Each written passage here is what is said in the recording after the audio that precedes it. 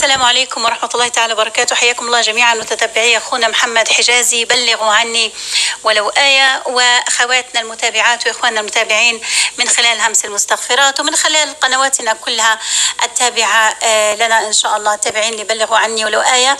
القنوات التي عزمت على أن تكون إن شاء الله بفضل الله وبإذن الله أن تكون قنوات تسعى لإحياء هذه الأمة من جديد والعودة الأمة إلى خالقها وبارئها ومصورها، وأن نتقي الله حتى نتقي الله ونتوب ونلزم الاستغفار ونقطف الثمار ونصير كثر إن شاء الله حتى تقطف الثمار الأمة بأسرها ويزول عنا هذا الهوان وهذا الغبن الذي نحن فيه. إذن قصتنا الليلة 2016 الخرطوم. طبيبة بشرية تتخرج، هذه زليخة من الخرطوم، تحدثنا عن قصتها وتقول: تخرجت في 2016 وكان لي حلم راودني منذ سنوات، ربما منذ الطور المتوسط. وهي زليخة تحلم أنها تكون سبب في إسعاد أبويها وتبني لهم بيتا كبيرا طالما حلم به أبويها. تقول زليخة: تخرجت وأنا في حيرة من أمري. أنا تخرجت من طب بشري والخريجي كثر سواء في دفعتي أو الذين سبقوني بسنوات، والعمل غير متوفر لهذه الدرجة بحيث أني أتخرج من هون أشتغل من هون. المهم تقول زليخة: في حيرة من أمري، أقلب وأنا استقمت كما يريد الله، وأنا طول عمري مصلية محجبة الحمد لله. تقول: استقمت وأضفت إلى برنامج الدين إذا صح التعبير قيام الليل، وصرت أقوم الليل وأصلي وأدعو الله في جوف الليل الآخر: اللهم ألهمني، اللهم يسر لي، اللهم أرزقني، وغايتها أن تبني هذا البيت لأبويها. تقول زليخة: مرت الأيام وأنا أقلب في هذا اليوتيوب وهذا العم جوجل لعلي أجد حلا، تقلب في الأذكار وفي التسابيح وفي الأدعية لعلها تقع على دعاء لا يرد. فتقول زليخة: من بين ما مر علي الاستغفار، وكان ذلك متابعين في 2016.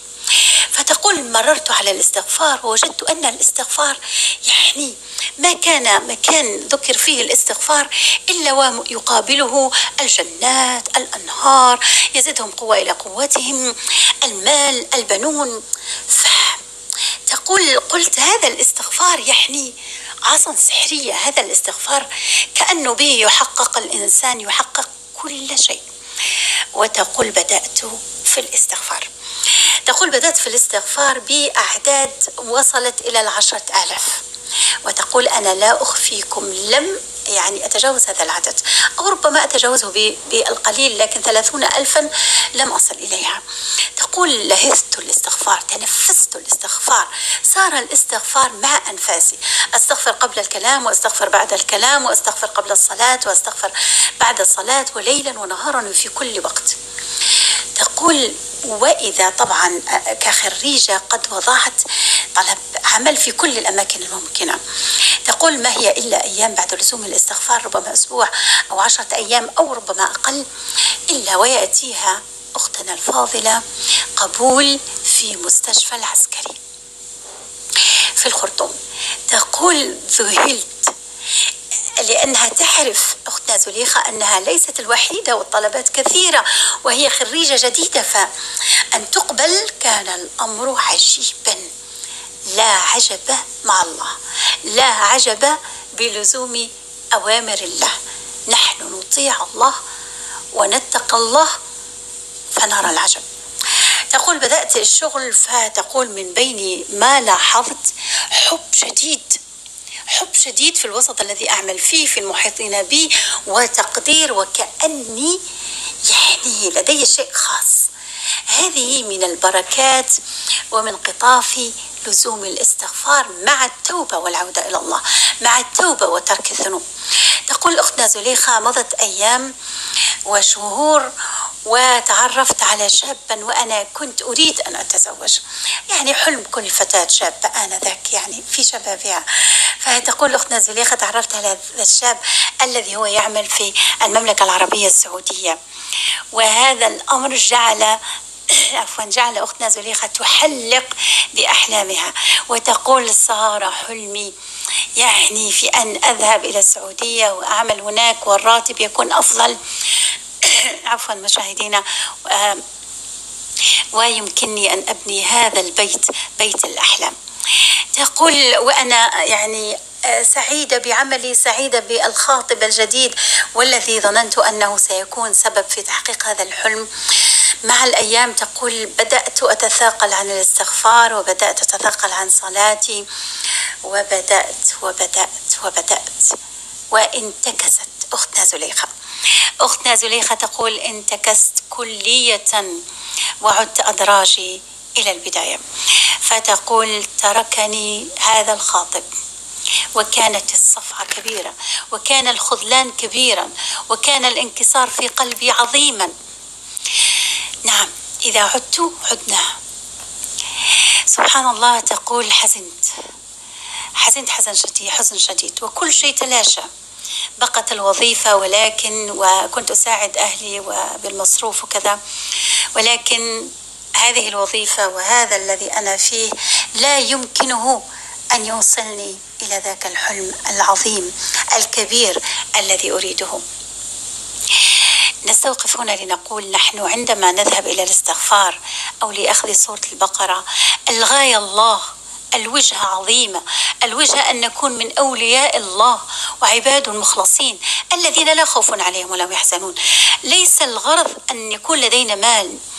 لاحظوا، وعود الله قائمة، يعني أنت لا تفكر يعني بالمال والبنون والأرزاق ولو كان هذا همك. أنت فكر في الوجه الله وترك الذنوب والمعاصي وتحقيق التقوى ليتحقق وعود الله. وعود الله موجودة في القرآن، ستتحقق رغما عنك. كل وعود الله التي ذكرت في القرآن ستتحقق رغما عنك ورغما عني. سبحان الله. تركت أختنا زليخة فتركها الله، ولكن سبحانه الرحمن الرحيم لم يتركها كلية، تركها في بعض الأمور وسحب بعض العطايا منها لتعرف الله، ليؤدبها ويؤدبنا الله جميعا. تقول أختنا زليخة: عادت تفكيرها ولملمت شتاتها وصارت تفكر في كيف حصل معها كل ذلك.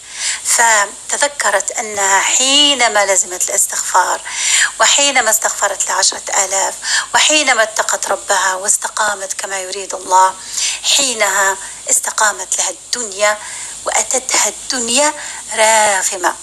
تقول أختنا زليخة: بدأت يعني عادت إلى الله واستغفرت وتابت وأصلحت ما استطاعت ولزمت الاستغفار. فتقول: مضت شهران أو أقل أو يزيد بقليل، وإذا بي تخبرني تقول: يا أم رفيدة، حدث معي شيء عجيب. قلت: ماذا؟ فهي مندهشة وأنا اندهشت. فتقول لي: يتصلون علي من السعودية مستشفى يقول لها: هل تريدين العمل بالسعودية؟ هل تخشعون؟ وتخشع صاحبة القصة، يعني ما هذا الذي يحصل؟ هل تريديني؟ يسألوها العمل بالسعودية، تقول: نعم. تقول: رددت بسرعة، يقولون لها: لاحظي السفر بعد أيام. سريعا. يعني الاستغفار كان شهران يقل أو يزيد، ولكن الاستجابة جاءت سريعا: وحضري شنطك وجواز سفرك وخلاص الفيزا جاهزة وكل شيء مرتب عليك السفر خلال أيام. تقول: خلاص رتبت كل أموري وذهبت في زيارة إلى أحد أقاربنا. تقول: زرت هذا القريب الذي توفت له قريبة قبل أن أسافر بأيام.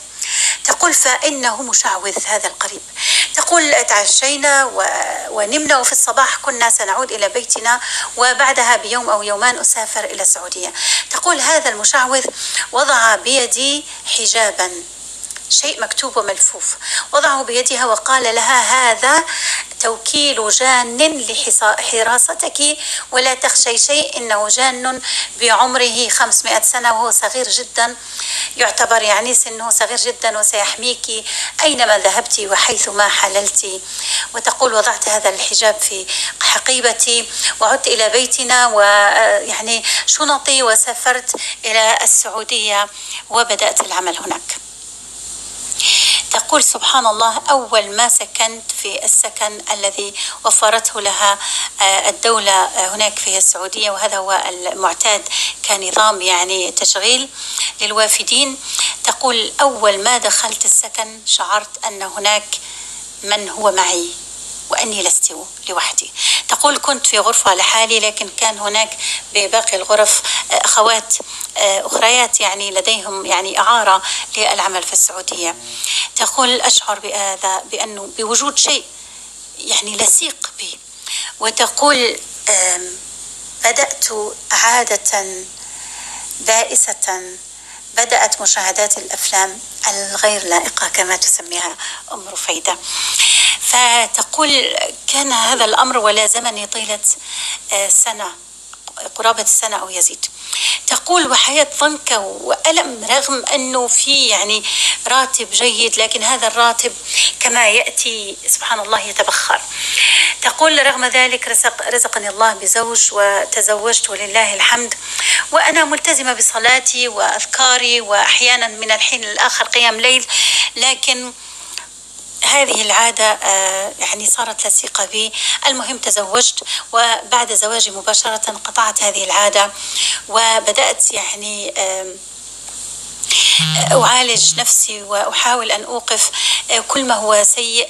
المهم تقول أختنا الكريمة يعني راتبي وراتب زوجي لا يكفيان لشيء، وأنا أتخبط إلى أن وصلت إلى اليوم الذي ألمح فيه قناة أخونا محمد حجازي بلغوا عني ولو أحيا.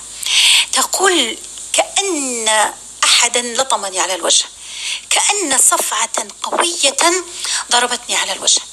وتذكرت ذاك الحجاب الذي سبحان الله كل ما تذكرت أنه لدي حجاب ولدي شيء شركي فعلي أن أتخلص منه، تقول لا أجده لا أجده، إلى أن تابعت الأخ محمد حجازي وقلبت وتذكرت، وجاء زوجها بذاك الحجاب وخبرته بحثوا عنه وقاموا بمحوه في ماء مرقي وتخلصوا كلية. تقول واستفقت استفاقة واحدة، فرحت أقلب بعد سماع الأخ محمد حجازي، أقلب في نفسي في أخطائي في ذنوبي، وجدتني يا إلهي قد يعني استلفت ديون ربوية، وكل ما أستلف الدين أرقع ذلك الاستلاف أو تلك السلفة بدين آخر ربوي، وأغرق وأغرق وأغرق في الربا دون وعي مني. تقول الحمد لله بعد رؤيتي لمقاطع الأخ محمد حجازي عدت للاستغفار ولسورة البقرة، وبفضل الله بلزوم الاستغفار ترتبت حياتي. نعم لا يزال هناك دين أنا أرده إن شاء الله شيئا فشيئا، ولا يزال حلمي لم يتحقق ببناء بيت لأسرتي ولأهلي، ولكني استفقت والكثير من حياتي ترتب بلزوم الاستغفار. بر أبنائي، علاقتي بزوجي صارت ولا أروع وكأنني عروس جديدة. تقول كل شيء ترتب في حياتي، ولكن هناك شيء يعيق أن تترتب حياتي بالكلية وتحل البركة، خاصة في الرزق الذي يأتي وكما يأتي يذهب، ولكن باقي الأمور كلها طيبة. تقول أنا أعلم أن هذا بسبب الديون الربوية والتي يجب أن أتخلص منها كلية، وبعدها إن شاء الله سأكون على خير. نعم عزيزتي زليخة، ستكوني إن شاء الله على خير، على الخير التام الكامل بعد أن تتخلصي من هذه الديون الربوية التي إن شاء الله ظل منها القليل. هذه قصة أختنا زليخة من السودان، لا تزال في طيات قصتها الكثير، فإن شاء الله بلزوم الاستغفار وأخذها لسورة البقرة سيفرج الله هذا الهم الذي هو يعني قابع على عنقها وعنق زوجها، وهو الدين الربوي الذي يغرق صاحبه يعني في كل مرة، هو إعلان حرب من الله. طبعا أختنا زليخة تابت وأصلحت، وإن شاء الله إنها في الطريق الصحيح. هذه هي متابعينا الكرام قصة الليلة وهمسة الليلة، سنشاركها الأخ محمد حجازي وكذلك في همسة المستغفرات، وكذلك مع قناة أخونا خالد دياب إن شاء الله بحول الله. دمتم بخير والسلام عليكم ورحمة الله.